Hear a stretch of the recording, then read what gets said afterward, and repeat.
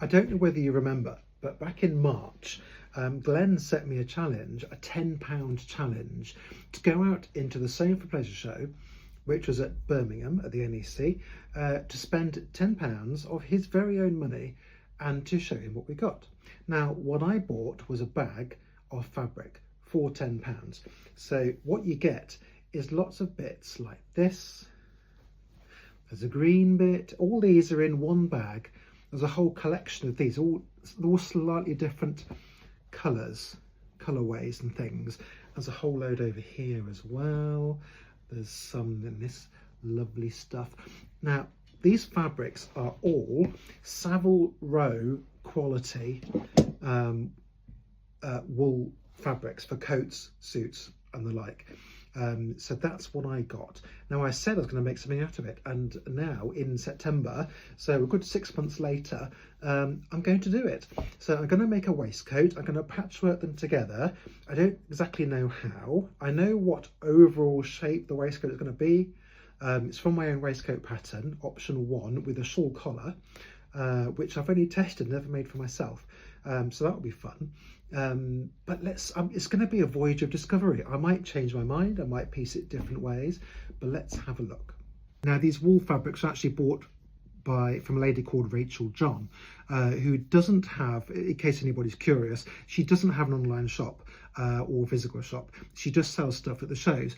And now what she sells is beautiful Savile Row and beautiful quality wools. Now, they're all destined originally for tailors, commissioned by tailors. These are actually sample books.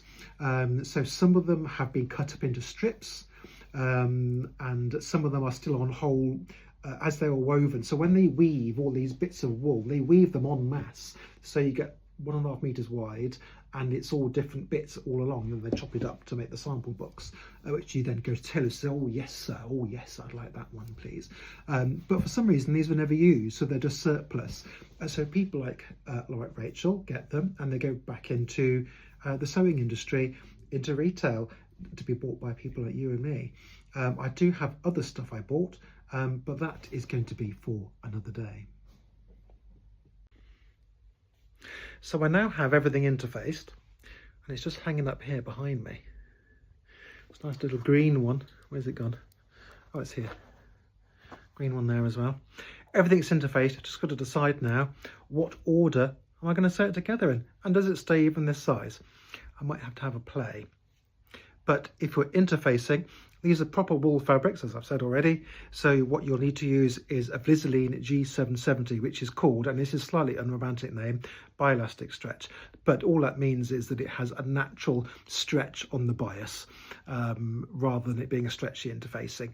Perfect for tailoring. In fact, that's what it's designed for, tailoring. So it's G770. So if you're doing any jackets, waistcoats, anything along those lines, G770 is your man. So I think I've got it. So I've put this together in 2 pieces, one for each front of the waistcoat. So this is one,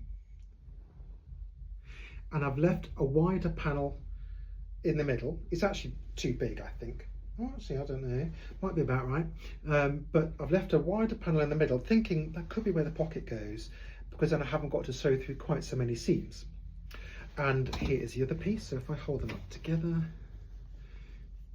there we go. So some of the fabrics are repeated. In fact, this and this are repeated both sides, and it's the green and the blue which differ from left to right. But I've tried to put them in a different order. It looks rather fun, doesn't it? And I got some left over, just about. So I could do some lapels as well. Oh gosh, do you know what? I do love a lapel on a waistcoat. Oh, gosh, it does set it off. It does set it off.